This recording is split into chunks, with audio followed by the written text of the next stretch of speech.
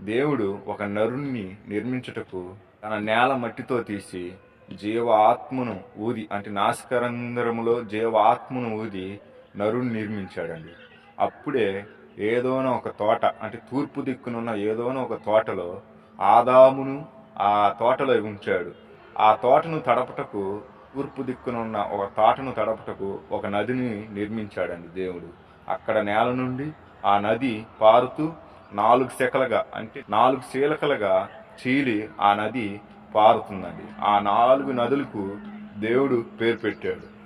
దేవుడు మొదటి నదికి కిషోనా అని పెట్టాడండి పేరు.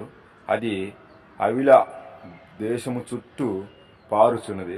ఆ నదిలో బంగారం నాణెములు దొరుకుతాయండి. ఆ నదిలో రెండో నది పేరు గిహోనా. అది కుషియా దేశం మొత్తం పారుచున్నదండి.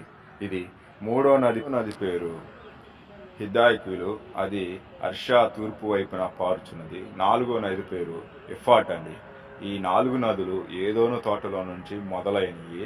నరుణ్ణి అక్కడ నిర్మించి, అంటే ఆదామును సృష్టించినాక ఆ ఏదోను తోటలో పెట్టాడు. అక్కడ మంచి చెడు ఇచ్చే వృక్షఫలములను దేవుడు మలిపించాడు అండి. ఆ 4 నదులు ఆ ఏదోను తోటలో పారి ఈ భూమి అంతా చుట్టూ తిరుగుతున్నాయండి. ఆ ఏదోను తోటలోనే ఆదామును నిర్మించాడు. ఆదాము ఒంటరిగానే ఉన్నాడు అప్పటి వరకు.